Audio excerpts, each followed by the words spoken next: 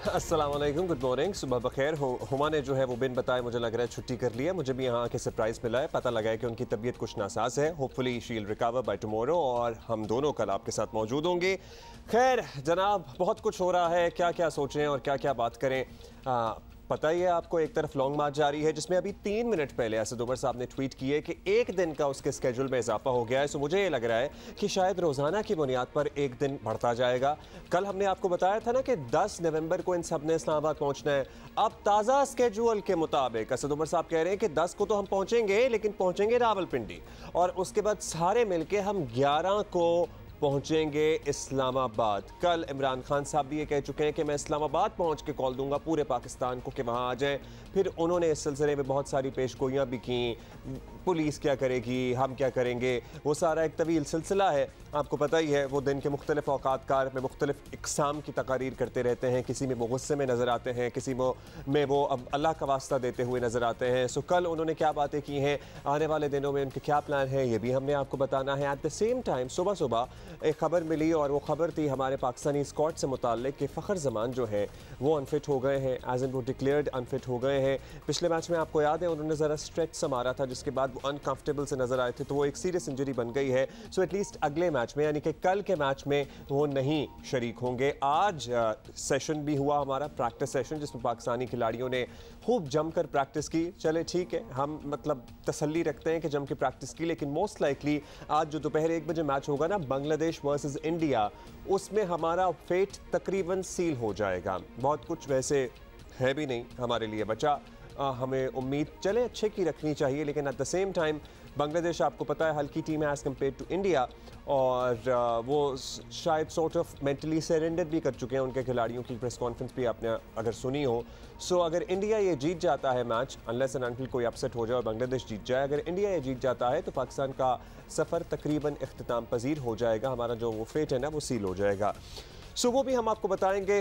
और खरामा बढ़ता हुआ आगे चल रहा है हमारा लॉन्ग मार्च, हकीकी आज़ादी march slash etcetera whatever you want to call it. So उसके बारे में भी हम आपको अपडेट करेंगे, लेकिन हर रोज़ कुछ नई बातें सामने आती हैं और वो बताना भी आपको ज़रूरी होता है। इमरान खान का लॉन्ग मार्च इंतहाई सुस्त रवि से चल रहा है। अब इसमें लेटेस्ट एक दिन का और इजाफा हुआ है। पहले 10 को पहुंचना था, अब 11 को पहुंचना है। आई वाज जस्ट वंडरिंग कि वो लोग जो रास्ते में आ रहे हैं या इस्लामाबाद रावलपिंडी की शहरी जो पहले ही इतनी भारी नफरी के इर्द गिर्द अपना कारोबार ज़िंदगी चला रहे हैं, आपको पता है बिजनेस भी मुतासर होते हैं, सब कुछ होता है, वो क्या सोच रहे होंगे कि इसमें तो भाई हर रोज़ इजाफा ही होता जा रहा है, अब पता चले 11 का 12 हो जाए।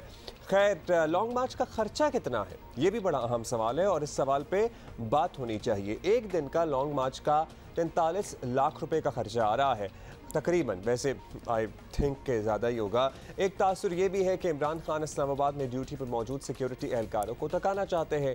गुजरावाला के आवाम का ये हाल है कि स्कूल ज़बरदस्ती बंद कराए गए, आवाम को मामूलात ज़िंदगी अंजाम देने में सख्त मुश्किलात दरपेश रहीं। क्या कहते हैं लोग, सुनिए ज़रा। 50,000 रुपये से लगाया होटल पे मैंने खर्चा। 3 दिन हो गए ये लोग जलील कर रहे हैं। 3 दिन को इमरान खान नहीं आ रहा, हमारा होटल बंद कर दिया इन्होंने, सारा नुकसान हो रहा है। 3 दिन से हम जलील हो रहे हैं इधर से। ये देखें हमारे ऑफिस है 2 दिन से बंद पड़े हुए हैं, रोजगार पहले नहीं है हमारे मुल्क में। अब जो रहती गुती कसर है वो इमरान साहब ने काट दी है, ठीक है। इससे हमारा क्या है, हम तो गरीब हैं, हमारा भी रिज़्क छीना जा रहा है। इमरान खान साहब 3-4 किलोमीटर सफ़र करते हैं, उसके बाद थक जाते हैं, पता नहीं क्या वजह है। मसला तो ये है कि कारोबारी जो हम लोग बैठे हैं, परेशानी का बायस तो हमारे लिए है। आज तीसरा दिन है, ये हमारी दुकानें बंद करवा के चले जाते हैं। आज हम स्कूल आए हैं तो गेट को ताला लगा हुआ, कह रहे हैं लॉन्ग मार्च है कि छुट्टी है आज। कल भी आए थे तो कल भी लॉन्ग मार्च थी, आज भी कल भी छुट्टी थी, आज दूसरी छुट्टी है इनकी तरफ से। मैं कल आया था, कल भी छुट्टी है, कह रहे हैं लॉन्ग मार्च है, इमरान खान आ रहा है, और आज आए हैं कह रहे हैं कि आज भी वो इमरान खान आ रहा है। ये बड़ी अफसोसनाक वैसे सूरत हाल है, लोगों के जज्बात भी आप तक पहुँचे, कारोबारी शख्स मुतासर हो रहा है, बच्चे रुल रहे हैं। पहले हमारे यहाँ बड़ी आसूदगी है ना, या बड़ा अच्छा चल रहा है सब कुछ कि हम 3-4 दिन कारोबार बंद भी रखेंगे तो हमारे बच्चों का पेट भरने के लिए हमारे पास दिहाड़ी भी होगी। ऐसा नहीं है सर, अभी भी आज भी यही सूरत हाल है, तो कल की सूरत हाल थी ना। इस पता नहीं क्या है कि लॉन्ग मार्च आगे बढ़ नहीं पा रहा। अब तो खैर एक और दिन बढ़ गया इसमें, खात्मा कब होगा, कैसे होगा इज़ मोर इम्पॉर्टेंट। अब तक कुछ वाजे नहीं हो सका है। खान साहब का मार्च लाहौर से निकला था और उस वक्त तो कुछ क्लैरिटी थी, लेकिन अब ऐसा लग रहा है कि कुछ धुंधला सा होता जा रहा है। एक सांस में धमकियाँ देते हैं, अगली सांस में मिन्नतें तरले करते हैं। कल इमरान खान ने एक नई साजिश से पर्दा उठाया, मतलब दैट वाज फनी। वैसे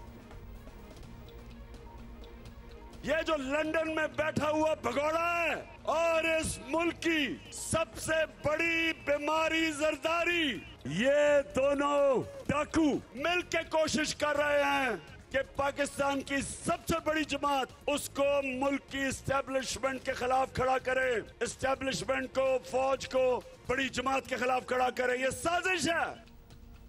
सर ये कोशिश तो सबसे ज़्यादा आप ही ने नहीं की और कर रहे हैं मुसलसल, मतलब रुक भी नहीं रहे हैं। वैसे कमाल है कि इदारों को निशाने पर इमरान खान ने ले रखा है। उनके मद्दाहों ने सोशल मीडिया पर इदारों और शख्सियात के खिलाफ मुहिम ट्रेंड चला रहे हैं और साजिश कर रहे हैं नवाज शरीफ और आसिफ जरदारी। अब इमरान खान यहाँ तक उतर आए हैं कि अगर मुल्क में मार्शल लॉ भी लगता है तो वो उसके लिए भी तैयार हैं। कल वैसे हमने सुबह ये बात की थी और हम हैरान और परेशान थे। उसके बाद हमने सियासी क़यादत की अपोजिशन, इनफैक्ट उस वक्त की अपोजिशन और अब की हुकूमत, ये बयानात भी सुने, मगर वी वर लिटरली शॉक्ड कि एक जमहूरी रहनुमा, एक फॉर्मर प्राइम मिनिस्टर जो इलेक्टोरल प्रोसेस के ज़रिए बरसरे इक़्तिदार आया, उस पर आप बहस कर सकते हैं, लेकिन एट द सेम टाइम वो बरमला ये कह रहा है, ऑन रिकॉर्ड ये कह रहा है कि लगा दें martial law. That was to be honest heart breaking. हैरत अंगेज़ बात यह है कि तहरीक इंसाफ अब खुद मान रही है कि पनामा केस में अदलिया ने किरदार अदा किया था। पहले इमरान खान ने इसकी तस्दीक की थी, अब असद उमर यही कह रहे हैं। मतलब पहले इन्होंने ये भी बता दिया हम सबको, आवाम को। मेरा ख्याल है कि अपना ही नैरेटिव ये किल कर रहे हैं कि हमें तो इस्टेब्लिशमेंट ने बताया था कि नवाज शरीफ और जरदारी चोर हैं, उन्होंने ही केसेस बनवाए थे, उन्होंने ही JIT में प्रूफ कराया था। मतलब निज़ाम इंसाफ गया एक तरफ, इस्टेब्लिशमेंट ने ये सारा कुछ इन्हें कुक करके दिया था बकौल इनके। अब ये कह रहे हैं अदलिया ने भी किरदार अदा किया था। सो ये सारी सूरत हाल रही। कल मरीम नवाज ने इमरान खान को आड़े हाथों लिया। वैसे टू बी ऑनेस्ट काफ़ी देर तक तो हम ये सोचते रहे कि क्या थी ये प्रेस कॉन्फ्रेंस और क्यों थी। खैर उनकी मर्जी उन्होंने की। उन्होंने कहा कि PTI रहनुमाओं का एतराफ़ नवाज शरीफ को बेगुनाह साबित करने की कोशिश, इनफैक्ट उनकी बेगुनाह साबित कर रहा है उन्हें। मरीम नवाज ने कल साफ कहा कि इमरान खान सियासी दहशतगर्द हैं। बड़े सख्त अल्फाज वैसे इस्तेमाल किए, उनसे मुज़ाकरात किसी सूरत नहीं होने चाहिए। मियाँ साहब ने कहा कि भले 2000 लोग हों या 20,000 लोग हों या ये 2 लाख लोग भी लेके आ जाए, जत्थों की बात नहीं सुनी जाएगी। इनका एजेंडा कौमी नहीं है, इनका एजेंडा जमहूरी नहीं है। तो जब जिस शख्स का और जो इनकी जो अभी आप बातें सुन रहे हैं कि असलहा प्लान करके लेके आ रहे हैं और खून, और खुद उसने कहा है कि खूनी इनकलाब से आपने करना है या सीधी तरह मेरी बात, जो शख्स मतलब जमहूरी शख्स का खूनी इनकलाब से क्या ताल्लुक? गुंडों की बात आप सुनते, दहशतगर्दों की बात आप सुनते, ये सियासी दहशतगर्द, इसकी कोई बात नहीं सुननी चाहिए। ये जाए इस्लामाबाद, इसको पहले की तरह 124 दिन छोड़ के 224 दिन बैठा रहे, किसी को इसकी परवाह नहीं करनी चाहिए। तहरीक इंसाफ के लोग इस्लामाबाद मुसल्ला होकर आने की बातें तो कर ही रहे थे। अब खैबर पख्तूनख्वा में इमरान खान के चाहने वालों ने ढेरों कुलेलें खरीद ली हैं और सिक्योरिटी एहलकारों को निशाना बनाने की पूरी प्लानिंग है। पिछली दफ़ा अटक के साथ जो हमारे मार्च को ब्लॉक किया गया था, उससे हमारा जो कारकुनान थे उसमें भी लोगों ने गुलेल इस्तेमाल की और वो काफ़ी कारामद रही उनके लिए। और जो पुलिस की नफरी थी वो फिर उससे पीछे चली गई और रास्ता खुल गया। तो इस तरह इस दफ़ा हमारे जो कारकुनान हैं वो भी अपनी तरफ से ख़ुद गुलेले ख़रीद रहे हैं और यही देख रहे हैं कि यार अगर कोई हमारा रास्ता रोकने की कोशिश करे गैर कानूनी तौर पर, तो अपने दिफा के लिए हम इसको इस्तेमाल करेंगे। चलो जी, एक तरफ ये तैयारी पूरी है, दूसरी तरफ आपको पता ही है गंडापोर वगैरह जो है वो बंदे और असलहा लेकर आने का भी कह चुके हैं। हुकूमत में मुकाबले के लिए तैयार नज़र आती है, लेकिन आई वंडर ज़रा सुकून से बिठा दें मेरा ख्याल है अब इन एहलकारों को, क्योंकि इमरान खान तो अपना प्लान डिले करते जा रहे हैं। शायद वो किसी अहम तकर्री की अनाउंसमेंट का ऐलान कर रहे हैं या फिर वो वाकई कहते हैं कि जब ये नफरी थक कर चूर हो जाएगी तब हम पहुँचेंगे इस्लामाबाद। वज़ीर दाखिला राना सनाउल्लाह ने मुज़ाकरात को इमरान खान की मौफ़ी से मशरूत करते हुए वज़ीर आज़म से अपील कर दी है। मैं इत्तेहादी हुकूमत से भी और प्राइम मिनिस्टर ऑफ पाकिस्तान से भी ये बाज़ाब्ता रिक्वेस्ट करने जा रहा हूँ कि अगर इन्होंने इस तरह से मुसल्ला होके आना है, असला लेके आना है, बंदूकें इकट्ठी कर रहे हैं, बंदे इकट्ठे कर रहे हैं, तो फिर वही फोर्स जो इस हमला और इन फसादियों को, इस फितने को रोकने के लिए जो है वो सिर्फ टीयर गैस और जो है रबड़ बुलेट से लैस होगी, उसे अपनी जान की हिफाजत के लिए, इस शहर और इस रियासत की हिफाजत के लिए उन्हें भी जो है वो फिर एमुनेशन, असला जो है वो जारी होना चाहिए। इनकी तैयारी भी आपने देख ली है, इनकी प्लानिंग भी आपने देख ली है, लेकिन साथ साथ मुज़ाकरात का भी कह रहे हैं एटलीस्ट राना साहब। हुकूमत के पास भी कुछ नया कहने को नहीं है, एक कन्फ्यूजन का माहौल है। इमरान खान अपने मुतालबात के लिए कभी सियासी जमातों तो कभी इस्टेब्लिशमेंट की तरफ देखते हैं, लेकिन अब हर जगह ये बात हो रही है कि ये कौन सा लॉन्ग मार्च है जो दिन में 3 घंटे सफ़र करता है, 4-5 किलोमीटर तय करता है, मैक्सिमम 7-8, और उसके बाद रात को इमरान खान साहब ज़मान पार्क लाहौर चले जाते हैं और कुछ लोग इसे हिकमत अमली करार दे रहे हैं। खैर लेट्स सी ये हिकमत अमली कितनी कारगर साबित होती है, कितनी कारगर साबित नहीं होती है, बट यही हमारे सामने चल रहा है। लेकिन साथ ही हम ये भी कहना चाहेंगे और पर्टिकुलरली इमरान खान साहब और हुकूमत से कहना चाहेंगे कि ये जो बात है ना कि बात नहीं हो सकती, इससे ज़रा बैकफुट पे आना चाहिए। और इसमें बैकफुट पे आने में कोई हर्ज नहीं है, क्योंकि ऐसा ना हो कि फिर सब हाथ मिलते रह जाएं, और इस बात का खदशा जाहिर किया जा रहा है तमाम सियासतदानों को। वो इमरान खान साहब वाली जो बात है ना, लगा दें माशाल्लाह, नहीं, उससे खौफ खाना चाहिए। तमाम सियासतदानों को मिल बैठ कर बातचीत के ज़रिए, बाहमी मुशावरत के ज़रिए मसाइल का हल तलाश करना चाहिए। और अगर इलेक्शन के ऊपर इसरार कर रहे हैं खान साहब, तो बैठ के बात कर ली जाए। मतलब कुछ सोचें इस मुल्क का, कब तक मजाक बनते रहेंगे ये आवाम। सीनियर सहाफ़ी तज्ज़िया का सुहेल वड़ाइद साहब हमारे साथ मौजूद है। वड़ाइद साहब शुक्रिया, वक्त दिया आपने। अब हम ज़रा कंफ्यूज हैं वड़ाइद साहब, समझ नहीं आता, इमरान खान साहब के बयानात सुनते हैं ना, देखते हैं तो, और घंटों के हिसाब से देखते हैं, सुबह कुछ और होते हैं, शाम को कुछ और होते हैं, जो ही ज़रा तारीखी बढ़ती है कुछ और नौयत अख्तियार कर जाते हैं। कभी मिन्नत समाजत होती है, कभी धौंस धमकी होती है, कभी तड़ी होती है। तो टारगेट क्या है इनका, आपके ख्याल में क्या हासिल करना चाहते हैं ये इस बात से? मेरा ख्याल है कि खान साहब की जो स्लो मार्च है और ज़रूरत से ज़्यादा स्लो है, ये क्लासिकल जो तस्वर है लॉन्ग मार्च के, उसके तो ख़िलाफ़ है। लॉन्ग मार्च तो ये होता है कि आप आगे बढ़ते चले जाते हैं और वही लोग होते हैं। यहाँ हर रोज़ नए लोग आते हैं, नई जगह होती है, एक इंतखाबी जलसा होता है। मेरा ख्याल है उन्होंने टाइमिंग रखी है आर्मी चीफ़ की अपॉइंटमेंट के साथ साथ। वो चाहते हैं कि जिन दिनों वो फैसला हो रहा हो, मार्च चल रहा हो, मार्च अभी ख़त्म ना हुआ। अच्छा, आप कह रहे हैं कि आर्मी चीफ की अपॉइंटमेंट के साथ साथ वो ये मार्च आगे बढ़ा रहे हैं।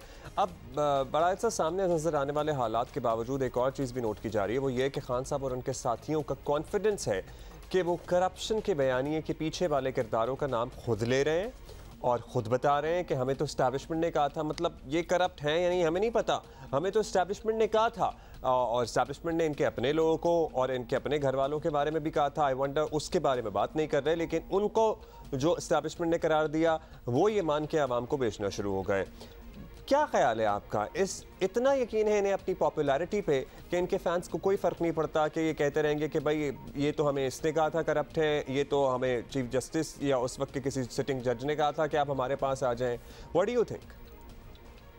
जी देखिए, पाकिस्तान के अंदर या तीसरी दुनिया के अंदर जब एक बयानिया चल पड़ता है और उसके लोग फॉलोअर बन जाते हैं, तो फिर उनका फौरी तौर पर उससे हटना या दूसरी तरफ देखना वो मुश्किल हो जाता है। आप देखते रहे हैं कि पीपल्स पार्टी जो है वो 30-40 साल चली, नवाज़ शरीफ का दौर 25-30 साल चला, तो ये चलता रहता है। तो इसी तरह अब इमरान खान का जो बयानिया है वो भी लोगों को हिफज हो गया है, लोगों को याद हो गया है, लोगों ने अपना लिया है, तो ये चलेगा। ये मासवा है कि इसका कोई सहर तोड़े या इसके कोई एंटीथीसिस जो है वो सामने आए। अच्छा, कल मरीम नवाज साहिबा भी आई प्रेस कॉन्फ्रेंस करने के लिए, क्या अखज़ किया आपने उनकी प्रेस कॉन्फ्रेंस से? बड़ा साहब, ज़ाहिर है मरीम नवाज़ तो यही कह रही हैं कि जी एक तो ज़ाहिर है मुज़ाकरात ना किए जाएं, दबाव में जो इमरान खान लॉन्ग मार्च के ज़रिए दबाव डालना चाहते हैं उस दबाव में ना आया जाए। ये बड़ा वाज़ेह उनका पैगाम है और वो समझती हैं कि इमरान खान का जो लॉन्ग मार्च है इसके दबाव में आके कोई फैसले ना किए जाए, ना कोई इलेक्शन की डेट दी जाए, ना कोई आर्मी चीफ की अपॉइंटमेंट इस दबाव में आके की जाए। अच्छा, अब ऐसे में मुज़ाकरात की बात चले, कल राना सनाउल्लाह ने की तो बड़ा थोड़ी सी तसल्ली हुई कि कुछ लोग हैं जो अभी भी चाहते हैं। वैसे इमरान खान का साहब को भी सोचना चाहिए, हुकूमत को भी सोचना चाहिए, और मोस्ट इम्पॉर्टेंटली हुकूमत को सोचना चाहिए कि इससे कोई फ़ायदा हासिल नहीं होगा कि जब ये कहा जाएगा कि मुज़ाकरात नहीं होने। क्या लगता है आपको, कोई दरमियानी रास्ता निकल सकता है इस सारे मामले का? देखिए जी, फेस सेविंग और वैसे भी जो जेन्युइन रास्ता है वो तो सियासी जमातों के आपस में मुज़ाकरात होते रहने चाहिए और होने चाहिए। और मुज़ाकरात की जो है गवर्नमेंट ये शर्त रखे कि खान साहब वापस असम्बली में आए, और खान साहब जो है असम्बली में वापस आए तो साथ ही इलेक्शन की डेट का ऐलान कर दिया जाए, और इलेक्शन की डेट जो है दोनों के कंसेंसस से हो। आखिर केयर टेकर गवर्नमेंट भी तो इन्होंने कंसेंसस से बनानी है। मेरा ख्याल है इतना पॉइंट ऑफ डिफरेंस नहीं है। अगर ये बैठे एक टेबल पर और आमने सामने बात करें तो मेरा ख्याल है मसला हल हो जाएगा। बहुत शुक्रिया आपका वनायत साहब। क्या ही अच्छा हो कि इमरान खान साहब ये फैसला करें कि वो असेंबली में वापस आ रहे हैं, और साथ ही मिल बैठ कर इलेक्शन तो होना ही है अगले साल, इलेक्शन की डेट का या महीने का ऐलान कर दिया जाए, और आगे के मामलात बातचीत से बैठ कर हल कर लिए जाएँ। वैसे होना यही चाहिए उसूली तौर पर। आई वंडर के दोनों अतराफ में से कोई साइड लचक दिखाए और एक्चुअली आवाम का सोचे, मुल्क की मौशी सूरत हाल का सोचे, और अपने अपने सियासी मफादात से बालातर होकर आगे बढ़ें, बेहतरी के लिए आगे बढ़ें। We have had enough of it. लेकिन टू बी ऑनेस्ट कुछ नहीं होने वाला यहाँ पे, ये इसी तरह चलता रहेगा सर्कस। अच्छा जी, अभी हम ताज़ा तरीन सूरत हाल मालूम करते हैं कि नॉट सो लॉन्ग मार्च कहाँ पहुँचा है, आज का क्या एक्चुअली प्लान है। राना अंसर बताइएगा, आज कहाँ से शुरू करना है ये लॉन्ग मार्च, कहाँ तक जाएगा, और फिर ये भी बता दें कि इमरान खान साहब again all the way back to Lahore गए हैं कल भी, और फिर लाहौर से चलकर वापस पहुँचेंगे और आज अपने सफ़र का आगाज़ करेंगे दोबारा। हाँ जी बिल्कुल अब्दुल्ला, ऐसे ही है। इमरान खान साहब रात लॉन्ग मार्च ख़त्म करने के बाद लाहौर चले गए थे, और आज वो लाहौर से ही गुजरांवाला आएंगे। तो छठा रोज़ है आज लॉन्ग मार्च का आगाज़ गुजरांवाला के पिंडी बाईपास से होगा।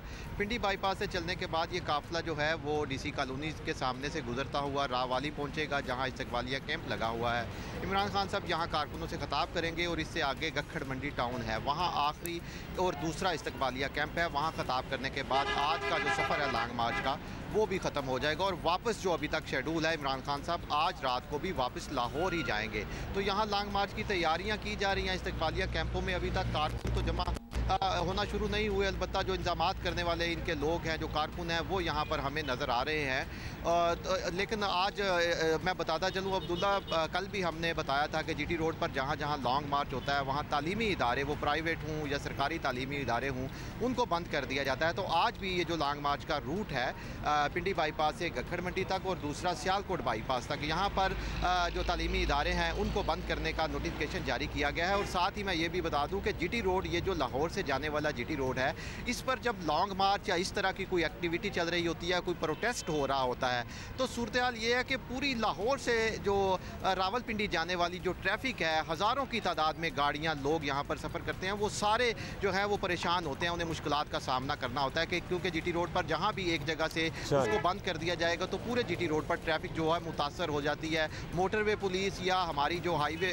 ट्रैफिक पुलिस है वो ये दावा तो करती है कि हमने डाइवर्शन मुख्तलिफ दे दिए हैं, लेकिन ऐसा कोई दूसरा मुतबादिल रास्ता है नहीं है। लोगों को परेशानी भी है, लेकिन ये लॉन्ग मार्च पर दस्तूर चल रहा है। आज फिर इमरान खान साहब आएंगे, रात को फिर लाहौर चले जाएंगे। शुक्रिया आपका राना अंसर। वे शॉर्ट ऑन टाइम, अदरवाइज़ ज़रा आपसे और पूछते, क्योंकि हम विजुअल्स देख रहे थे, पराठों में से धुआं उठ रहा था, और सुबह सुबह ठंड का अंसर भी आपको पता है ना, पंजाब और अतराफ मैदानी इलाकों में तो अब आ गई है। लेकिन ये वाले मनाज़िर, ये वाला चेक करें ना आप, कुछ ना, ये क्या है, हलवा है, ये हलवा है ना? हाँ, ये ज़रा हलवा मुझे थोड़ा सा ड्राई सा लग रहा है कुछ। हमारे यहाँ ज़रा गीला गीला हलवा होता है, या तो ठंडा हो गया है, या फिर कुछ घी वगैरह इसमें कम है, या फिर ये हलवा ही दूसरा है। खैर इस पे हम एक अलग सेगमेंट भी कर सकते हैं, लेकिन फ़िलहाल हमें आगे बढ़ना है क्योंकि हमारे पास ख़बरें बहुत सारी हैं। बड़ा अहम मौजू हमने आज डिस्कस करना है आपके सामने। बहुत से अलक़ाबात से नवाजा जाता है और आपको पता है एक पर्टिकुलर सियासी जमात की तरफ से इस काम को बड़ा बदनाम करने की कोशिश की गई, लेकिन सहाफ़ियों पर तशद्दुद, दबाव हो या मार डालने तक की बात आ जाए, जराइम करने वालों को सज़ा का कोई खौफ नहीं होता, टिल डेट नहीं होता। और इसी सिलसिले में आगाही देने के लिए दुनिया भर में सहाफ़ियों के ख़िलाफ़ जराइम के ख़ात्मे का दिन आज मनाया जा रहा है। वी होप कि हमें दिन मनाने की इस तरह ज़रूरत न पड़े और हालात जर्नलिज़म के लिए पाकिस्तान समेत पूरी दुनिया में बेहतर हों।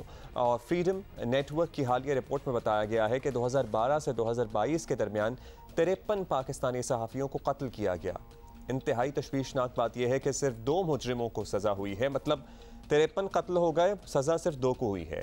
96% मुकदमात में मकतूल सहाफ़ियों और इनके सोगवारान ख़ानदानों को इंसाफ नहीं मिल सका है। और ये तो कत्ल की वारदातें हैं ना, इसके अलावा हिरास करना ये तो किसी खाते में आता ही नहीं है। उठा ले जाना, तशद्दुद का निशाना बनाना, मार पीट कर देना, घर में घुसकर मार देना, द लिस्ट इज़ लॉन्ग। सो वो क्या कहते हैं ना कि हम अपने दिल के फपोले अगर फोड़ने पे आए तो फिर बात बहुत दूर तलक जाएगी। हमारे स्पेशल कॉरेस्पॉन्डेंट एजाज़ सैयद हमारे साथ मौजूद हैं और सबसे रीसेंट वाक़या जिसने हमारे दिलों पे ज़रब लगाई है वो है सीनियर सहाफ़ी अरशद शरीफ साहब के कत्ल का वाक़या। और उसके हक़ाइक़ सबने मेक श्योर किया कि जनाब मंजर आम पर आएंगे, पता लगेगा कि किसने मारा है। So we are waiting for that day कि पता लगे कि अरशद शरीफ को किसने मारा है। एजाज़, सबसे पहले इस केस के फॉलोअप से शुरू कर लें और फिर ओवरऑल सहाफ़ियों के लिए क्या माहौल है, चाहे वो ये वाला दौर हो, इससे पिछले वाला दौर हो या उससे पिछले वाले अदवार हो, उस पर भी हम ज़रा क्विकली बात करेंगे। लेकिन अरशद शरीफ साहब के केस में क्या प्रोग्रेस है? बहुत बहुत शुक्रिया अब्दुल्ला। अरशद शरीफ साहब का केस में जो 2 रुकनी फैक्ट फाइंडिंग कमेटी है वो कीनिया में मौजूद है। और कीनिया के जो पुलिस चीफ हैं मिस्टर नोगोमा, उनसे उनकी मुलाकात हुई है। साथ ही साथ जो कीनिया पुलिस डिपार्टमेंट के अंदर अरशद शरीफ कत्ल केस की अलग से एक तहकीकात हो रही है, उस टीम के सरबराह से भी हमारी 2 रुकनी टीम ने मुलाकात की है। तो एक तहकीकात तो पाकिस्तान की फैक्ट फाइंडिंग टीम कर रही है, दूसरी तहकीकात कीनिया के अंदर कीनिया की पुलिस भी कर रही है। तो इन दोनों जो दोनों टीमें हैं उनकी मीटिंग हुई है और उन्होंने अपनी जो मालूमात हैं वो पाकिस्तानी टीम को दी हैं। और उसमें अहम नुक्ता अब्दुल्ला ये है कि कीनिया की जो पुलिस टीम है वो इस बात को ऑन कर रही है कि ये जो वाक़या है ये उनसे हुआ है। ये बड़ी अहम बात है। अभी इस बात का पता लगाया जाना बाकी है कि जिस बंदे से या जिन अफराद से वो फायर हुआ है वो कौन है, उनके स्क्वाड का सरबराह कौन है और वो उनका प्रोफाइल क्या है, उनका बैकग्राउंड क्या है। ये बड़ा बुनियादी नौइयत का सवाल है। और फिर उससे भी अहम ये कि जो बुलेट्स लगी हैं अरशद शरीफ को, उनकी जो एम्प्टीज़ हैं वो बरामद हुई हैं या नहीं, और वो एम्प्टीज़ क्या मैच करती हैं उन गन्स के साथ जो कि कीनिया की पुलिस की तरफ से इस्तेमाल की गई हैं।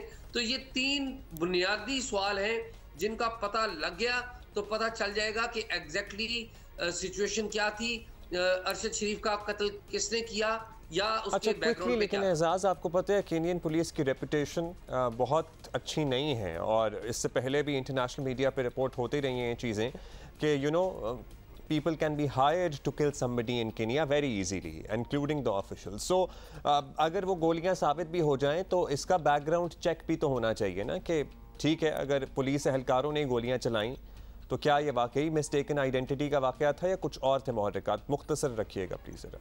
जी अब्दुल्ला, ये बुनियादी सवाल है और अगर आप गौर करें तो मैं उसी हवाले से आपसे बात कर रहा था कि जिन लोगों ने ये गोली चलाई और उस स्क्वाड का सरबराह, उसका प्रोफाइल क्या है, उसके गुज़िश्ता 1-1.5 माह में किस किस से राब्ते रहे, ये बड़ी अहम नौइयत की बातें हैं।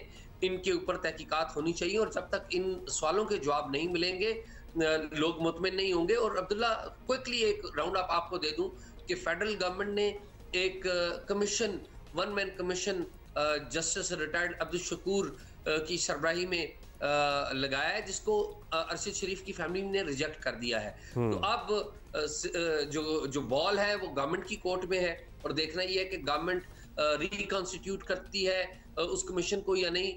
इस्लामाबाद हाई कोर्ट के सदर है, पीटीआई के वो रहनुमा है, उन्होंने मुतालबा किया है कि काजी फाइज ईसा, जस्टिस काजी फाइज ईसा, जिनके खिलाफ इमरान खान हुकूमत ने रेफरेंस भी दायर किया था और पीटीआई उनके खिलाफ बड़ी बात भी करती रही, और जो इस्लामाबाद हाई कोर्ट बार के सदर हैं शुएब शाहीन, वो पीटीआई के बड़े करीब हैं। तो अब वो मुतालबा कर रहे हैं कि जस्टिस काजी फाइज ईसा की सरबराही में एक कमीशन कायम किया जाए। चलें, that is interesting then, how tables turn and how things change, that is very interesting to know. अच्छा, हम सहाफ़ियों के खिलाफ जराइम की बात कर रहे हैं, आगाही का दिन बनाया जा रहा है, चाहे ये वाला दौर हो जो अभी चल रहा है, आपके सामने ही है अरशद शरीफ का वाक़या हो गया, इससे पहले हमने देखा अयाज अमीर साहब का वाक़या, फिर और कुछ सहाफ़ियों को किस तरह से मुबैना तौर पर टारगेट किया गया। परसों लाहौर में हमने देखा पुलिस के हाथों ही सहाफ़ियों की मार कुटाई, मतलब पिटाई हो रही थी, कैमरामैन का गला दबोचा हुआ था। फिर इससे पहले वाला दौर देख लें जब मोहसिन बेग को किस तरह मुराद सईद साहब की फरमाइश पे मारपीट का निशाना बनाया गया, कितने ही दर्जनों लोगों पे पाबंदियां लगीं, मुर्तज़ा सुलंगी, नुसरत जावेद, फिर क्या क्या नहीं हुआ उमर चीमा के साथ, और etcetera, the list is long. Hamid Mir साहब, फिर आपके अपने साथ, फिर उससे पहले भी चले जाएं तो मतलब 2010, और मतलब कौन कौन से वाक़े का जिक्र करें। आपको लगता है मतलब कोई भी दौर पाकिस्तान में सहाफ़त के लिए या सहाफ़ियों के लिए मौजू रहा है? आपने एक बड़ा ब्रॉड सवाल किया है, लेकिन मैं इसका आगाज़ करूंगा गुज़िश्ता ये जो फ्रीडम नेटवर्क का आपने डाटा पढ़ा है, ये गुज़िश्ता 10 साल का डाटा है, जिसमें 53 सहाफ़ी जो हैं उनको शहीद किया गया।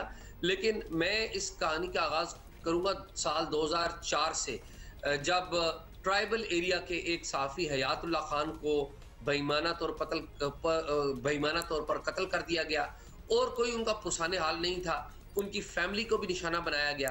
देखिए, बहुत सारे अनसंग हीरो हैं, हमारे जो प्रोमिनेंट जो टीवी एंकर्स हैं, जो टेलीविजन के ऊपर जिनका चेहरा अक्सर आता रहता है, उनके साथ कुछ वाकया होता है तो ज़्यादा एक शोर मचता है, क्योंकि उनकी एक न्यूसेंस वैल्यू भी होती है। लेकिन बहुत सारे अनसंग हीरो हैं, और बहुत सारे अनसंग हीरो, सबसे ज़्यादा अनसंग हीरो ट्राइबल एरियाज़ में और सिंध में है।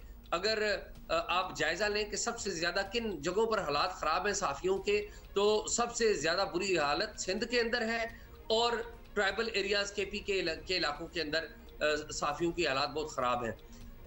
पाकिस्तान में मार्शल लॉ भी रहा, जमहूरी हुकूमतें भी रही, हाइब्रिड सिस्टम भी रहा, और सेमी डेमोक्रेसी भी यहाँ पर रही है। ये निज़ाम हमारे यहाँ जो भी अब्दुल्ला हो, पाकिस्तान के अंदर जो जर्नलिस्ट हैं वो हर दौर में टारगेट रहे हैं, जद के ऊपर रहे हैं, और ये सिलसिला पुराना है, क्योंकि जो जर्नलिस्ट हैं वो उनको गालिम गलोच तो ये सोशल मीडिया पे करते हैं, लेकिन लोगों को ये पता होना चाहिए कि जर्नलिस्ट वो शख्स होता है जो टॉर्च लेके अपने कबीले को, अपने मुल्क को, अपने अवाम को बताता है कि पहाड़ी के दूसरी तरफ कोई अजदहा है या पुरअमन माहौल है। वो खुद को जोखम में डालता है और बताता है असल सूरत हाल क्या है। जी, और बहुत शुक्रिया। बड़े चैलेंजेस हैं इस शोबे से वाबस्ता, और सबसे इम्पोर्टेंट तो ये है कि जान हथेली पर रखकर ये काम किया जाता है। बहुत शुक्रिया आपका एजाज़ सैयद। ग्रुप 1 की ज़रा बात कर लें, और वहाँ ज़रा अगर मगर सिचुएशन काफ़ी इंटरेस्टिंग हो गई है।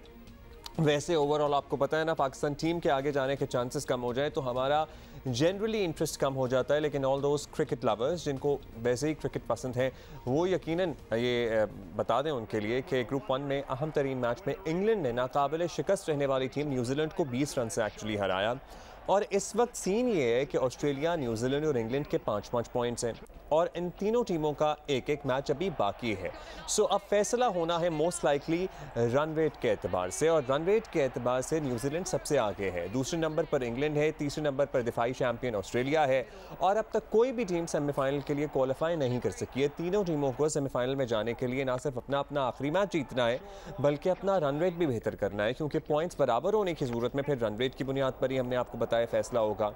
और 2 टीमें सेमीफाइनल के लिए क्वालिफाई कर सकेंगी। ग्रुप 1 की चौथी टीम है श्रीलंका और इसका आखिरी मैच इंग्लैंड से 5 नवंबर को है और श्रीलंका के पास भी सेमीफाइनल में जाने का चांस किसी हद तक कायम है, क्योंकि ज़रूरी है कि ऑस्ट्रेलिया न्यूजीलैंड में से उसके लिए फिर कोई ना कोई टीम अपना मैच हार जाए। ये काफ़ी इफ्स एंड बट्स हो गए हैं। आज बड़े इंपॉर्टेंट मैचेस भी होने हैं, लेकिन एक सॉर्ट ऑफ इसे सियासी मैच कहें या ना कहें, क्योंकि बड़ा खरामा इमरान खान साहब का लॉन्ग मार्च आगे बढ़ रहा है। बहुत सारे तज्ज़िये हो रहे हैं, बहुत सारी बातें हो रही हैं कि what is he actually trying to achieve out of it.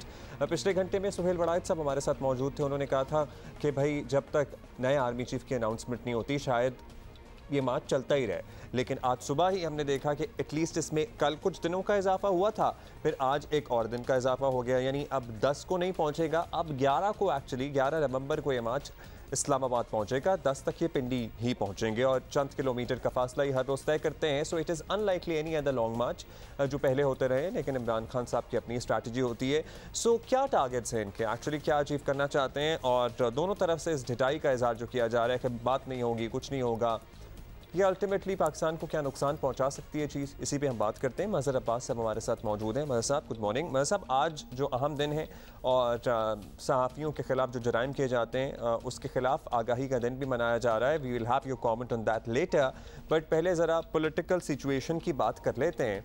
क्या लगता है आपको, what is Imran Khan trying to achieve out of it? हर रोज़ एक नए दिन एक दिन का इजाफा भी हो जाता है। कल तक 10 नवंबर थी, अब आज कह रहे हैं एक दिन और बात पहुंचेंगे इस्लामाबाद हम। जी शुक्रिया अब्दुल्ला। देखिए बिल्कुल आपने जिस तरह कहा कि आज जो जर्नलिस्टों के ख़िलाफ़ जराइम होते हैं, जर्नलिस्टों के मुकदमात होते हैं, उनके कत्ल के जो मुकदमात होते हैं उनके कोई फ़ैसले नहीं होते, और पाकिस्तान का जो ट्रैक रिकॉर्ड है वो बहुत ख़राब रहा है। इसीलिए आज पूरे मुल्क में जो है वो आज का दिन जो है वो अरशद शरीफ के नाम किया गया है, और उसमें बुनियादी डिमांड यही है कि उसके जो भी कातिल हैं और उसके जो भी मुहर्रकात हैं उन सब को जो है वो सामने लाया जाए, मंजर आम पे लाया जाए। और ये भी अहम बात है कि कल 3 नवंबर है और 3 नवंबर 2007 को जनरल मुशर्रफ ने इमरजेंसी लगा के मीडिया पर पाबंदी लगाई थी। तो ये सारी चीज़ों को देखें, उस पस मंज़र में अगर हम आज की सूरत हाल देखें, जो इमरान खान गालबन जो है वो चाहते हैं कि कैसे टाइम पे वो इस्लामाबाद पहुँचें या पहुँचने की कोशिश करें जब नए आर्मी चीफ के तकर्रुर का वक्त हो, जो कि नज़र आता है कि 15 नवंबर तक ये फ़ैसला हो जाएगा कि नए आर्मी चीफ कौन होंगे। तो वो चाहते हैं कि उस दौरान जो है वो इस्लामाबाद में दाखिल होने की कोशिश करें। अब चूँकि रेड जोन का जो दायरा है वो 0 पॉइंट तक बढ़ा दिया है, मतलब ये कि पूरा इस्लामाबाद ही प्रैक्टिकली जो है वो रेड जोन हो गया है, और इसका मतलब ये है कि रेड जोन में दाखिल ना होने वाली जो बात है तो मतलब ये कि इस्लामाबाद में दाखिल नहीं होने देंगे। अब इमरान खान की काउंटर स्ट्रेटजी क्या हो सकती है? आपको याद होगा कि इमरान खान ने बहुत पहले ये कहा था कि ये बहुत अनोखा एहतजाज होगा। अब तक जो हम देख रहे हैं वो एक नॉर्मल लॉन्ग मार्च हमें नज़र आ रहा है, लेकिन आगे उनकी स्ट्रैटेजी में क्या है? क्या उनके जहन में कोई श्रीलंकन मॉडल है, कोई टर्किश मॉडल है, कोई इजिप्शियन मॉडल है? ये तीनों मॉडल हमारे सामने रहे हैं, और मैं ईरानियन मॉडल की इसलिए बात नहीं करूँगा कि वो बहुत मुख्तलिफ सूरत हाल थी और उस सूरत हाल के करीब भी नहीं हैं हम, तो वो बहुत मुख्तलिफ होती, लेकिन वो ज़रूर श्रीलंकन मॉडल को फॉलो कर सकते हैं। वो अपने लोगों को बहुत से जो है वो दे सकते हैं, सरप्राइजेस दे सकते हैं, और उनकी एक कोर जो टीम है उसने बहुत सी चीज़ें जो है वर्कआउट की हुई हैं जो मेरी इत्तलात हैं। तो अब ये तो बड़ी ख़तरनाक बातें आप बता रहे हैं आप मज़हर साहब। मतलब श्रीलंकन मॉडल में हमने फिर देखा है कि अमन व अमान कायम रखना ऑलमोस्ट इम्पॉसिबल हो जाता है अगर आवाम को इस तरह आप लीडरान की तरफ से कुछ भी कह दिया जाए जिससे वो कानून अपने हाथ में ले लें, तो फिर हाथ में किसी के भी कुछ नहीं आता, फिर सिर्फ केओस ही होता है हर तरफ। जी केओस ही नज़र आ रहा है मुझे, अनार्की वाली सिचुएशन नज़र आ रही है, और उसका मकसद गालबन उनके नज़दीक यही है कि चूँकि उनकी बात नहीं मानी जा रही, उनसे उस तरीके से जो है वो कहीं उनको ब्रेक थ्रू नहीं मिल रहा, तो वो हेड ऑन जाने की कोशिश करेंगे, जो कि मेरा ख्याल है उनके लिए सुसाइडल होगा। साहब ये तो बड़ी खतरनाक बात है कि इसमें जो बिल्कुल यही मतलब नहीं है कि if not me then I will burn down the house, और वो परसों कह भी चुके हैं कि माशाल्लाह लगा दें, मुझे क्या फ़र्क पड़ता है। मतलब उस पर भी बड़ी तशवीश होनी चाहिए और हमें है भी, लेकिन पाकिस्तान के लिए तो फिर ये बिल्कुल ही टर्निंग पॉइंट साबित हो सकता है ये मूवमेंट। जी, एक ऐसी पोजीशन पे हम आके खड़े हो गए हैं कि जहाँ के एक अपोजिशन लीडर है, एक अपोजिशन जमात है, उसकी मास फॉलोइंग भी हमें नज़र आती है, उसकी इलेक्टोरल फॉलोइंग भी हमें नज़र आती है, और दूसरी तरफ एक हुकूमत है जो कि आइनी तौर पे एक अदम एतमाद की तहरीक, उस पर आप दो राय रख सकते हैं कि किस तरह हुआ जो कुछ भी हुआ, लेकिन बहरहाल वो एक कॉन्स्टिट्यूशनल वे था जो वोट ऑफ नो कॉन्फिडेंस के थ्रू जो है गवर्नमेंट बनी। लेकिन गवर्नमेंट के सामने जो बड़ा चैलेंज है वो ये कि ऐसी सिचुएशन को किस तरह काउंटर किया जाए।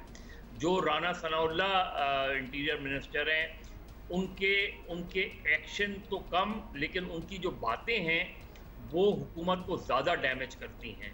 उनके बाद एक्शंस में, जिसमें इमरान खान ज़ाहिर है आज़म सवाती के इशू को रेस कर रहे हैं, शहबाज गिल को रेस कर रहे हैं, लेकिन इमरान खान ने इतने फ्रंट खोल लिए हैं कि उन्होंने इस्टेब्लिशमेंट के ख़िलाफ़ अपना एक फ़्रंट खोला हुआ है, उन्होंने हुकूमत के ख़िलाफ़ एक फ़्रंट खोला हुआ है, उन्होंने इलेक्शन कमीशन के ख़िलाफ़ एक फ़्रंट खोला हुआ है।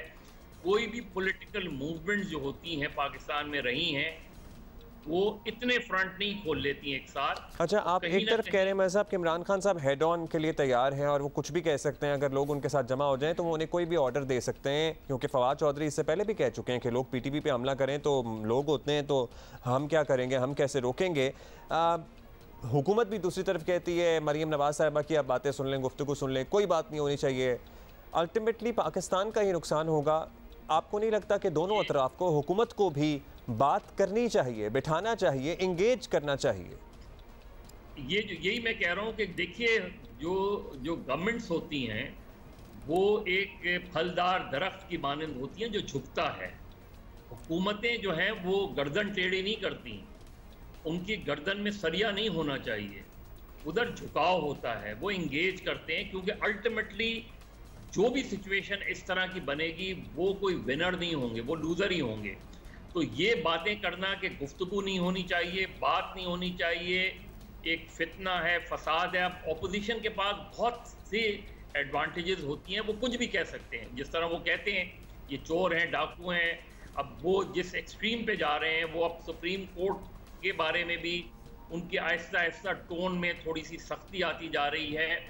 तो इमरान खान ने इतने फ्रंट खोल लिए, लेकिन गवर्नमेंट जो है वो उसकी पहली स्ट्रैटेजी ये नहीं होती कि हमने रबर बुलेट का इंतज़ाम कर लिया है, मैंने एक्स्ट्रा जो है वो शेल मंगा लिए हैं। ये मैंने आज तक किसी भी वजीर दाखिला की ये टोन नहीं देखी। ये टोन आमराना टोन होती हैं, ये टोन जो है ये आपको किसी भी हल की तरफ नहीं ले जाती, बल्कि और तसादुम की तरफ ले जाती हैं।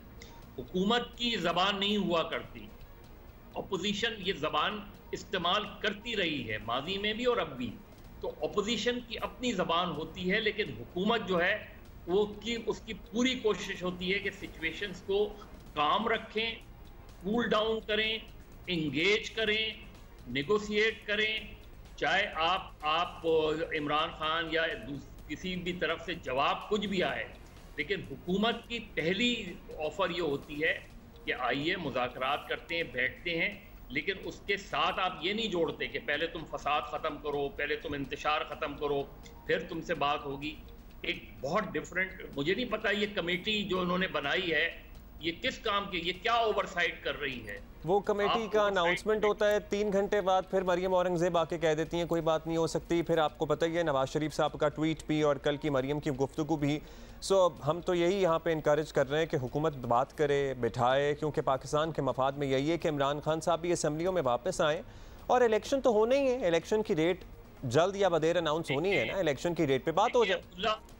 अब्दुल्ला, हर सूरत में इलेक्शन 2023 इलेक्शन का साल होने ही हर है, सूरत अनाउंस कर दें कोई डेट होना है। अगर फर्ज करें आप जून में इलेक्शन की डेट दे दें, आप कह दें जून में इलेक्शन कराने को तैयार हैं, तो क्या होगा? आपकी हुकूमत मार्च तक रहेगी।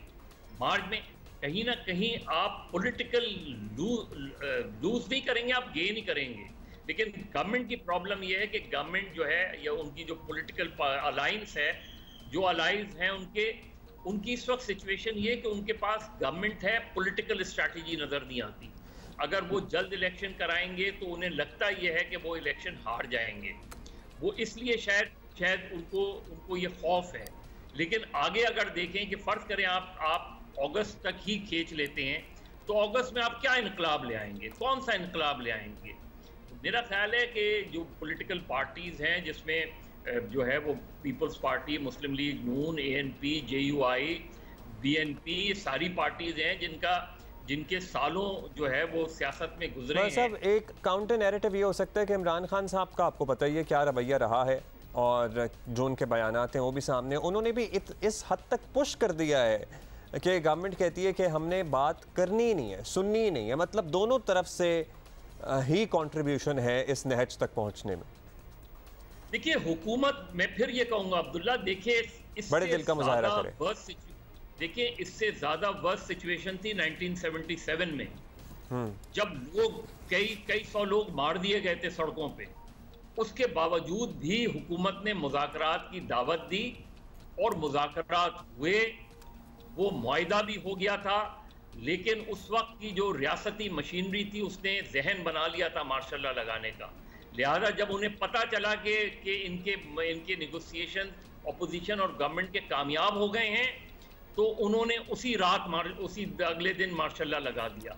तो यहाँ जो गवर्नमेंट का जो एटीट्यूड है वो किसी भी तरीके से एक डेमोक्रेटिक एटीट्यूड नहीं है। देखिए अपोजिशन तो इंतशार की बात करती है क्योंकि उनके हाथ में इस वक्त ये है कि वो समझते हैं कि गवर्नमेंट का एटीट्यूड भी डेमोक्रेटिक नहीं है, और अपोजिशन के सबसे बड़े जो लीडर हैं इमरान खान साहब, वो भी कहते हैं कि मार्शल लॉ लगा दें, मुझे कोई फ़र्क नहीं पड़ता। तो बड़ी ट्रैजिक ये दोनों ही बातें हैं। महज साहब, लास्टली हम आपसे कमेंट लेना चाहेंगे, चाहे ये दौर हो जिसमें हमने देखा मुख्तलिफ सेडेशन के मुकदमात बने, सहाफ़ियों के खिलाफ उठाया भी गया, मारपीट भी हुई, सब कुछ हुआ, अरशद शरीफ कत्ल हो गए, चाहे इससे पिछले वाला दौर हो या इससे पिछले मुतअद्दिद अदवार हों, सहाफ़ियों के लिए फ्रीडम ऑफ स्पीच का दावा आई गेस कोई भी किसी मुंह से करे तो उस पर हमें यकीन आता नहीं है कि भाई हाँ हर ये वाला दौर, हमारा दौर सहाफ़ियों के लिए सबसे महफूज तरीन रहा है या है, क्योंकि किसी का भी दौर सहाफ़ियों के लिए महफूज नहीं रहा पाकिस्तान में। माजी के चैलेंजेस से बहुत मुख्तलिफ हैं। आज आप अगर मेन स्ट्रीम मीडिया पर पाबंदी भी लगाएंगे तो वो पाबंदी आपकी हवा में उड़ जाएगी, क्योंकि सोशल मीडिया मौजूद है। आप इमरान खान की तकरीर पे पाबंदी लगाएं, आप नवाज शरीफ की तकरीर पे पाबंदी लगाएं, आप अल्ताफ हुसैन की तकरीर पे पाबंदी लगाएं, सोशल मीडिया पे लोग सुन लेते हैं, उसकी फॉलोइंग आपके मेन स्ट्रीम मीडिया से ज़्यादा है। लिहाजा पाबंदी का फैसला जो है वो हमेशा काउंटर प्रोडक्टिव रहा है। माजी में तो आप इतनी सख्त पाबंदियां हुआ करती थी लेकिन उसके बावजूद भी लोगों तक पैगाम पहुंच जाता था। तो आज तो सोशल मीडिया का दौर है। दूसरे सहाफ़ियों की जिम्मेदारी भी बहुत बढ़ गई है। हम रिस्पॉन्सिबल इतनी जो हमारे सोशल मीडिया पे आज़ादी है, क्या हम उसका इस्तेमाल जिम्मेदारी से कर रहे हैं, ये हमारे लिए सब बड़ा सवाल है। लेकिन जहाँ तक सहाफ़ियों पर हमले की बात है, सहाफ़ियों को कत्ल किए जाने की बात है, मीडिया हाउसेस पर हमले की बात है, इसको जब तक कलेक्टिवली मीडिया स्टेक होल्डर्स बैठ के इस पे कोई स्ट्रैटेजी नहीं बनाएंगे, कोई कॉमन स्ट्रैटेजी नहीं बनाएंगे, आपके चैलेंजेस बढ़ते जाएंगे, आप पे दबाव बढ़ता जाएगा। आप पे माजी में भी हमने देखा है कि प्रेशर ग्रुप्स जो है वो अटैक करते थे मीडिया पे, आज भी हम देख रहे हैं कि प्रेशर ग्रुप्स भी मीडिया पर अटैक करते हैं। लेकिन साथ में हुकूमतों के रवैये भी कि आप देखें कि कोई भी केसेस ऐसा नहीं है जो आपका रिजॉल्व हुआ हो मासिवाय 2 या 3 केसेस के। तो जब तक हम कलेक्टिवली इसकी कोई स्ट्रैटेजी नहीं बनाएंगे, और आज का दिन हमें इसी की तरफ देखना चाहिए कि हम जर्नलिस्टों के केसेस किस तरीके से प्रोसीड कर सकते हैं, जर्नलिस्टों को किस तरह प्रोटेक्ट कर सकते हैं। प्रोटेक्शन बिल एक अच्छी इब्तिदा है जो पीटीआई गवर्नमेंट के ज़माने में और आइडियोलॉजिकल डिफरेंसेस असाइड अपने ग्रेटर मफाद के लिए या अपनी कम्युनिटी की बेहतरी के लिए सबको एक साथ बैठना पड़ेगा अल्टीमेटली। वो जो लकीरें माजी करीब में खींची गई हैं वो बहुत गहरी हो गई हैं, लेकिन उन लकीरों को मिटा के एक दूसरे से cordial working relationship media houses को भी उस्तवार करना होगा। बहुत शुक्रिया आपका मज़हर साहब, thank you, that's all the time we have today. अभी हम आगे बढ़ेंगे और हमने आपको पहले ही बताया था कि आज का जो दूसरा मैच है Bangladesh versus India, it's very important for us. हमारी तो दुआ है कि बांग्लादेश जीत जाए, क्योंकि उसके नतीजे में हमारे जो चांसेस हैं वो फिर भी बरकरार रहेंगे to go through the semifinals. लेकिन हमारी दुआ एक तरफ, शकीबुल हसन जो हैं वो बांग्लादेशी कप्तान, वो तो पहले ही ऐसा लग रहा है हिम्मत हार बैठे हैं। वो कहते हैं हम तो मतलब भारत जीतने आया, हम तो नहीं आए हैं जीतने बीतने। तो वैसे हमें पता ही है क्या होगा इस मैच का नतीजा, लेकिन मतलब ऐसे कौन कहता है कि we are not favourite and we didn't even come here to win the world cup. मतलब ठीक है आप नहीं फेवरेट हो, लेकिन कोई तो स्पोर्ट्समैन स्पिरिट का भी मुजाहरा करता है बंदा। आती नहीं हो गई वैसे साहब, ऐसा तो आयरलैंड भी नहीं कहता यार। फेस सेविंग के लिए तो सभी कह देते हो। बांग्लादेश कोई ऐसी भी कोई गई गुजरी टीम नहीं है। और अगर जिम्बाब्वे भी ये सोच के बैठ जाता पाकिस्तान के खिलाफ तो क्या वो मैच जीतते? मतलब that was an accident that actually happened, but उनकी जील तो थी ना, उनमें लगन तो थी। खैर बांग्लादेश तो ऐसा लग रहा है पहले पर ना खेलें फिर दे दें भाई, अब हमने खेलना ही नहीं। मतलब एटीट्यूड तो कम से कम यही था। साबिक कप्तान मोइन खान हमारे साथ मौजूद हैं। मोइन भाई मतलब शकीब ही तैयार नहीं है मैच जीतने के लिए, लेकिन अगर फिर भी कोई अनहोनी हो जाती है और बांग्लादेश जीत जाता है तो हमारे किस तरह चांसेस बरकरार रहेंगे? ज़रा हम एक हाइपोथेटिकल सिनेरियो पे दिल को खुश करने के लिए आपसे बात करना चाहते हैं। देखिए जी, बांग्लादेश के कैंप से जो आवाज़ें आ रही हैं, उनके कप्तान भी कह रहे हैं कि इंडिया एक बहुत बड़ी टीम है। तो पहले ही मुझे लगता है कि वो बैकफुट पे मौजूद है, और जब किसी भी टीम का कप्तान इस तरह की स्टेटमेंट्स देता है तो वो रिफ्लेक्ट करती हैं टीम के अंदर, तो बात तो हकीकत है, बट ये एज ए कैप्टन आपको बात नहीं कहनी चाहिए। नो डाउट इंडिया के लिए बहुत आसान मैच, बहुत आसान तो नहीं कहूँगा बट आसान होगा कंपैरेटिवली दूसरी टीमों के खिलाफ। इन कंडीशंस के अंदर बेहतर क्रिकेट खेली है इंडिया ने। साउथ अफ्रीका के ख़िलाफ़ भी उन्होंने जो मैच खेला था इतना बुरा मैच नहीं था। साउथ अफ्रीका आउटस्टैंडिंग कमबैक कर गया, बहुत ही अच्छा रिस्ट्रिक्ट किया हुआ था उनके बॉलर्स ने इंडिया के, लेकिन इंडिया की चूँकि थोड़ी सी फील्डिंग ख़राब हुई तो वो मैच हार गए। लेकिन यहाँ मुझे नहीं लगता कि बांग्लादेश को कोई चांस होगा इंडिया को ये मैच हराने का, और ये मैच नहीं हारता तो यकीनन पाकिस्तान का जो है चैप्टर क्लोज़ हो जाएगा इस वर्ल्ड कप के अंदर। लेट्स सी क्या होता है। लेकिन फिर भी हम एक बेहतर नोट पे ख़त्म करने के लिए सारे मैचेस अपने जीतने चाहिए ही ना मोइन भाई। अब साउथ अफ्रीका के खिलाफ जो हमारा कल का मैच है, बेहतरीन फास्ट बॉलिंग अटैक है उनका। पाकिस्तान बैटर्स को क्या स्ट्रैटेजी अपनानी चाहिए? अटैकिंग क्रिकेट खेलेंगे, हम खेल सकते हैं? देखिए जी, आपको काउंटर अटैक ही करना पड़ेगा, बिकॉज के इसके बगैर आपका गुजारा नहीं है। अगर आपने यहाँ से आगे बढ़ना है, सबसे पहले तो मैच जीतना है। मैच जीतेंगे तो इंटेंट क्लियरली होना चाहिए कि जहां आपको बैट बॉल्स मिल रही है वहां आप उनको पनिश करें, बाउंड्रीज में क्रिएट करें।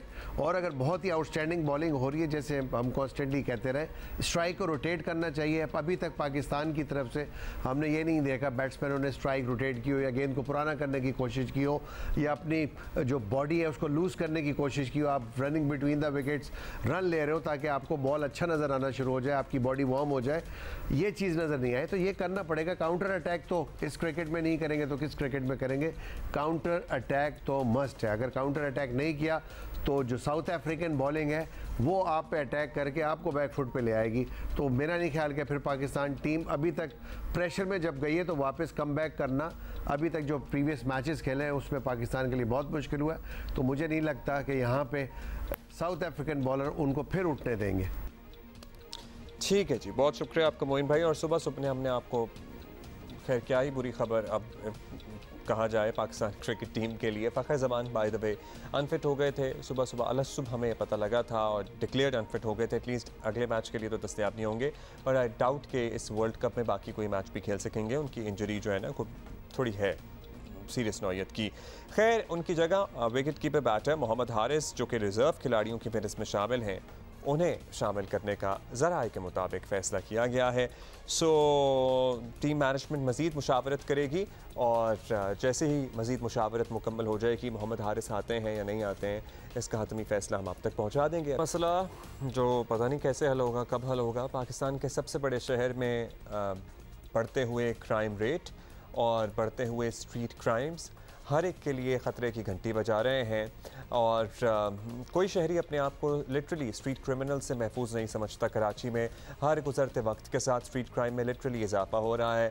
आज हालत यह है कि कराची में कोई खुशनसीबी होगा जो स्ट्रीट क्रिमिनल से महफूज रहा हो या हो, और डाकू दिन दिहाड़े भी लूटने से गुरेज नहीं करते। रात के अंधेरे में तो ना ही पूछिए, घर से बाहर निकलने वालों के चेहरों पर हमा वक्त खौफ सवार रहता है। और अफसोसनाक या तशवीशनाक सूरत हाल ये है कि जो लोग ज़िम्मेदार हैं या तो इन्हें इदराक नहीं है या ऐसा लगता है कि वो हक़ाइक़ छुपाने की कोशिश कर रहे हैं।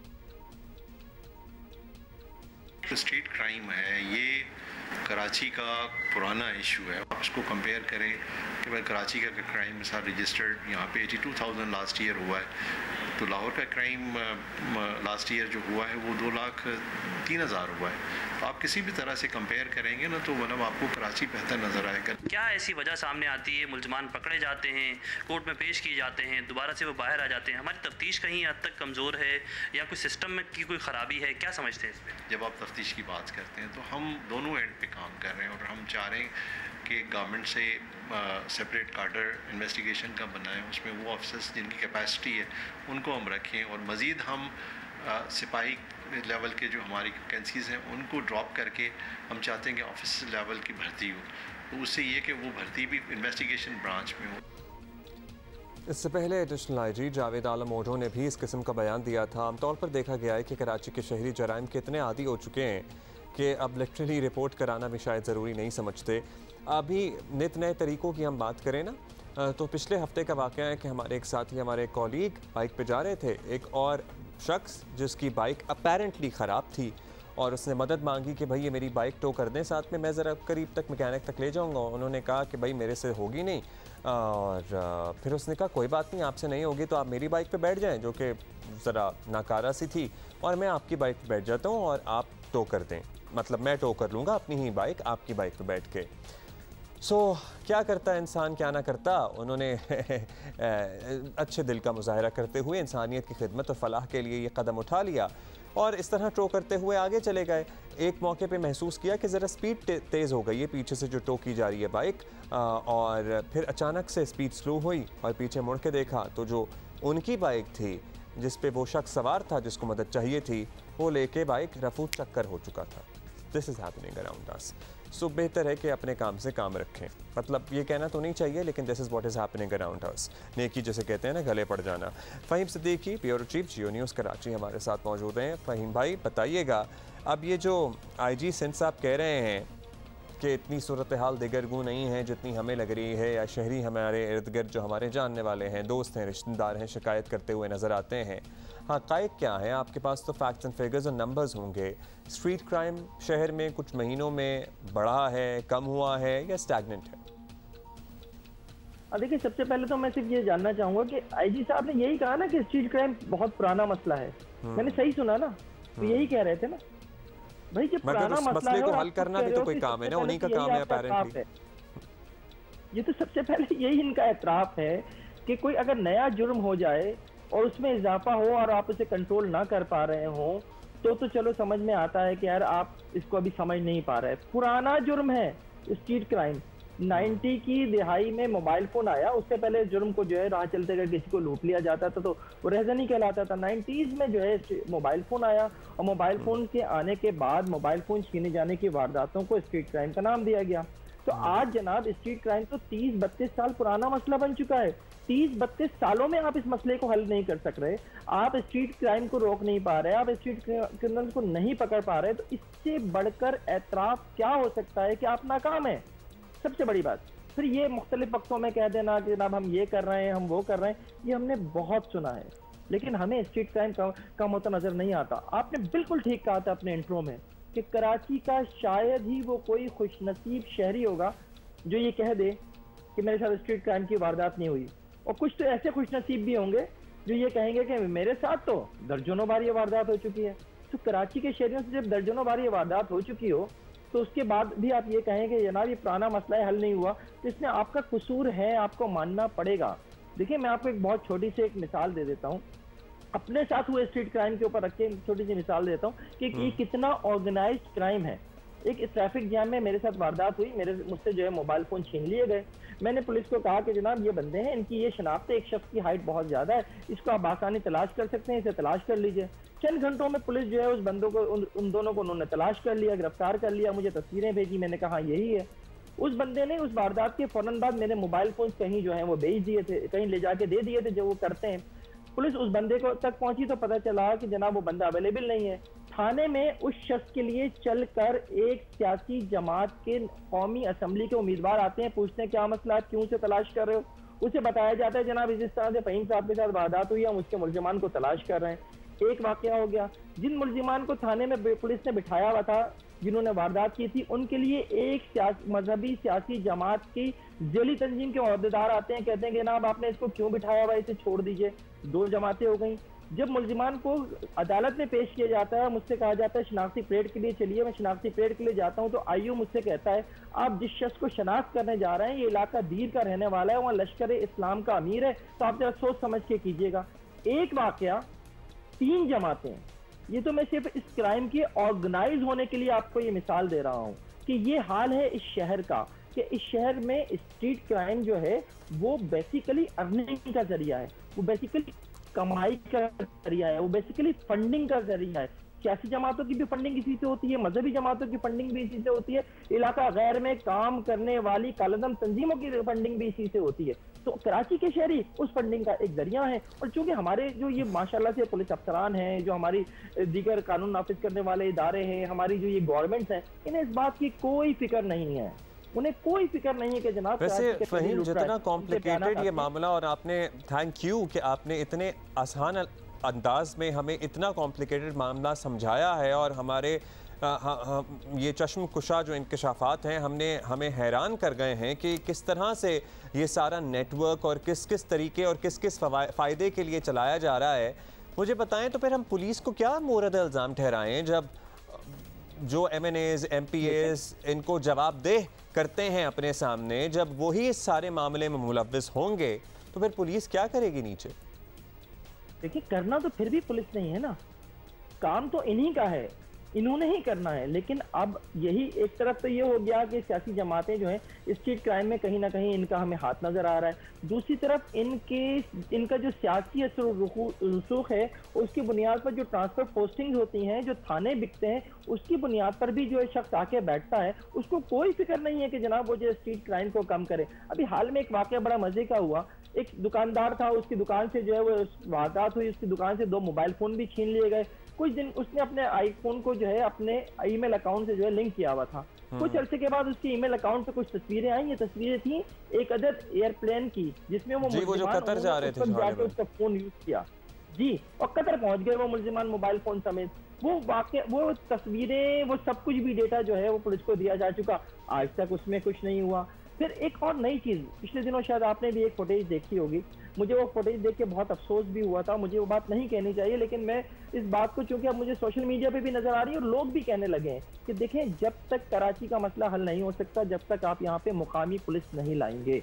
पिछले दिनों एक वीडियो थी जिसमें दिखाया जा रहा था कि शहरियों ने जो है एक डकैत को पकड़ा है, एक क्रिमिनल को पकड़ा है, स्ट्रीट क्रिमिनल को, और एक पुलिस अफसर आके उसे छुड़ा के ले जाता है। तो अब ये सवाल उठने लगा है कि जो मुलजिमान, और ज्यादातर वारदातों में हमें यही लगता है, और जो सेंट्रल जेल का जो और जो मैलिट जेल का जो रिकॉर्ड है वो भी ये बताता है कि 90% जो वहां पे लोग मौजूद हैं उनका ताल्लुक इस शहर से नहीं है। और जब ना तो पुलिस शहर की है ना क्रिमिनल इस शहर के हैं, लेकिन लूट कौन रहा है? इस शहर का मुकामी लूट रहा है। तो ये एक बहुत ही अजीब सा कॉम्प्लिकेटेड मसला हो चुका है। अब करना क्या? रहने वाले सर्टनली सभी मकामी गैर मकामी सभी लूट रहे हैं। जब लूटने वाला आपका ज़ाहिर ताल्लुक वास्ता तो नहीं पूछता। बहुत शुक्रिया आपका फ़हीम, और बड़ी दिगरगूं सूरत हाल है। मुझे डिप्रेशन हो गया लिटरली फ़हीम की बातें सुन के। फ़हीम सिद्दीकी ब्यूरो चीफ जियो न्यूज़ कराची हमारे साथ मौजूद थे। कैसे है मसला, मतलब ये शहर जो पूरे पाकिस्तान को सपोर्ट करता है फाइनेंशियली, उसका कोई वाली वारिस है भी या नहीं है, मतलब कैसे ये मसाइल हल होंगे? एक सूरत नज़र आती है ना, हाँ यहाँ से शुरू करेंगे तो ये मसाइल हल हो जाएंगे। अब जिस तरह स्ट्रीट क्राइम कितना ऑर्गेनाइज्ड है, इसके क्या क्या पहलू हैं, इसमें टेरेंट फाइनेंसिंग का भी पहलू मौजूद है, इसमें पॉलिटिकल फाइनेंसिंग का भी पहलू मौजूद है, इसमें और भी बहुत सारे पहलू हैं। कैसे ये पेचीदा मामलात हैं जो नीयत हो, विल हो तो ही हल हो सकते हैं। कोई एक मसला हो तो हम बयान भी करें ना। सर्दियां भी आना शुरू ही हुई हैं और जो गैस के इश्यूज़ हैं वो हमें तंग करना शुरू हो गए हैं। मुख्तलिफ़ औक़ात में थोड़े थोड़े वक्फ़े के लिए गैस आती है, फिर चली जाती है। सुई नॉर्दर्न ने ऐलान किया है कि सर्दियों में गैस दवा की तरह सिर्फ 3 टाइम मिलेगी, मतलब दवा कह लें या खाने की तरह। ये है सूरत हाल। और मुख्तलिफ़ शहरों की हम ज़रा अपडेट लेते हैं।